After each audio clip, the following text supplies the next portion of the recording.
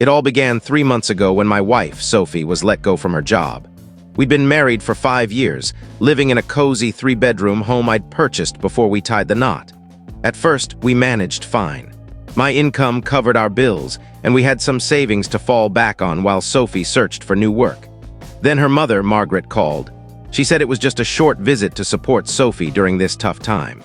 I should have been suspicious when she arrived with 3 overstuffed suitcases. The first warning sign was so subtle I barely noticed it.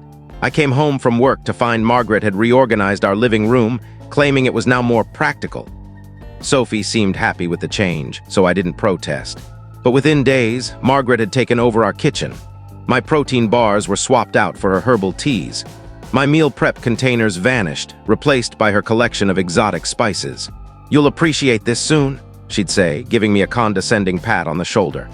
Then Sophie's brother, Lucas, showed up unannounced one evening with a backpack, saying his place had a plumbing issue. "Just a couple nights, man," he said, already sprawled on our sofa. He conveniently left out when those nights would end. The atmosphere in the house shifted after that. Family dinners turned into planning sessions about getting back on track. I'd enter a room, and their conversations would halt. Sophie started spending more time with them, whispering and exchanging odd glances when they thought I wasn't looking. A week later, I came home to find Sophie's sister, Clara, freshly divorced, at our dining table, her legal documents scattered everywhere. "Mom thought we should stick together during tough times," Clara said, barely glancing up. Her 4-year-old was already asleep in our guest room. I tried talking to Sophie that night. "This is too much," I said. She looked at me with an unfamiliar expression, disappointment. "Their family, Nathan, they need our support. Why are you acting so selfish?" The final straw came on a Thursday. I was working from home when I heard commotion outside. Peering out the window, I saw a moving van. Lucas and some buddies were unloading furniture that looked like it belonged in a mansion. My stomach dropped as I saw Margaret directing them like a stage manager. I rushed outside, still in my work shirt. "What's happening?" I demanded. Margaret turned with a smug grin. "Oh dear, we're settling in for good. The rental was just too costly with everyone's struggles." "This is my house," I said, my voice trembling. "You can't just—" That's when Sophie's uncle, Harold, stepped out of his car holding a stack of legal papers. "Actually," he said with a smirk, "we've been discussing a new arrangement. Sophie thinks it's wise to put the house in both your names for stability." They all closed in around me, this family that had invaded my life bit by bit. "He's too spineless to fight us," Margaret said to Harold, loud enough for me to hear. "He'll just bolt." Lucas chuckled, brushing past me with a box. I looked at Sophie, standing with her family, avoiding my gaze. 5 years of marriage, and she felt like a stranger. I went back inside, past the clutter in my hallway, past the family photos they'd already started replacing, and locked myself in my office. They probably thought I was cowering, just as they'd predicted. But they didn't know about the cameras I'd set up 2 weeks earlier when things started feeling wrong. They didn't know I'd been recording their planning sessions. They had no clue I'd been documenting everything since Margaret's arrival. That afternoon, I made 3 calls, packed a bag, grabbed my important papers from the safe, and left. As I drove away, I heard their laughter echoing from my house. "My house," I heard Lucas say. "Told you he'd run." They had no idea what was coming. Update: thank you all for the support on my last post. A lot has unfolded in the last 48 hours, and I need to share. After leaving, I checked into a hotel and started reviewing my security footage. What I found was chilling. One video showed Margaret and Harold in my office at midnight, rifling through my files. "His dad left him this house, no loans," Harold said. "The equity could keep us going for years." Margaret's reply was ice cold. "Sophie says he's been talking about adding her to the title. We just need to push that along." Another clip showed Lucas and Clara in the kitchen. "Mom's pulled this off before," Clara said. "Remember Cousin Tom's place? 6 months and his wife handed everything over to get rid of us." They laughed like it was a game. The worst was Sophie. My wife, the woman I'd loved for 5 years, sat with her mother, scheming how to pressure me into signing over the house. "He's too soft," Sophie said. "He'll do anything to keep me happy. We just need to lean harder." That night I made calls and sent emails. By morning I had appointments with 3 lawyers. The first one reviewed my evidence and started jotting notes. "This isn't their first rodeo," she said, pulling up court records. "Your in-laws have a history. They've done this to at least 2 other families." She showed me files from a case 3 years prior. A man named Tom, the cousin they'd mentioned, lost his home to them through similar tactics. They'd moved in, overwhelmed him, and pressured his wife into a divorce. The property was sold, and they vanished with the profits. While I was reeling, my phone lit up. Sophie had noticed I'd withdrawn half our joint savings, money I'd earned before we married. Her text swung from begging to threatening. "Please come back, Nathan, we can work this out." Then, "Mom says you're being absurd. If you don't return, we'll call the cops. You're breaking my heart." Margaret's voicemails were worse. "You're making a huge mistake, Nathan. Harold says abandonment is grounds for divorce here. Choose your next step wisely." They didn't know I was already ahead. I had proof of every dollar I'd put into that house, evidence it was bought before our marriage, and all my dad's paperwork. Plus, their carelessness gave me video proof of their entire plot. Then my neighbor sent me her doorbell camera footage, showing Lucas and his friends loading my electronics into a van at 2 a.m. I filed a police report immediately. Then came a text from an unknown number, Tom, the cousin they'd scammed. "I heard they're at it again," he wrote. "I've got evidence from what they did to me. Let me know if you need it." Yesterday, I got an email from Harold, a draft of divorce papers giving Sophie half of everything, including my dad's house. They thought I'd just cave. But while I was in my hotel, reviewing files with my lawyer, the hotel desk called. Sophie was in the lobby, demanding my room number. They'd turned her away twice. I watched the security feed as she stood there, sobbing, telling everyone about her unstable husband who deserted her family. The same woman who, days earlier, I'd seen on camera plotting to take everything from me. The clerk calmly said, "Ma'am, if you don't leave, we'll call security." Sophie left, screaming that I'd regret it. She had no idea what was coming. While she was making a scene, my lawyer was filing multiple documents with the court. Tomorrow, several people will receive official papers. I've been told not to say more, but Margaret's smug grin won't last much longer. Update 2 this morning at 9 a.m. sharp, 5 process servers arrived at my house. The cameras caught it all. Margaret answered the door, coffee in hand, still in her bathrobe. Her jaw dropped as the first server asked for her by name. By the 5th, she was yelling for Harold. Here's what they got. An emergency eviction notice for all of them, individual cease and desist orders, a restraining order for Lucas for stealing my electronics, a lawsuit for harassment and attempted property theft, and divorce papers for Sophie. Let me backtrack. Tom, the cousin they'd scammed, met with me and my lawyer 3 days ago, bringing folders of evidence.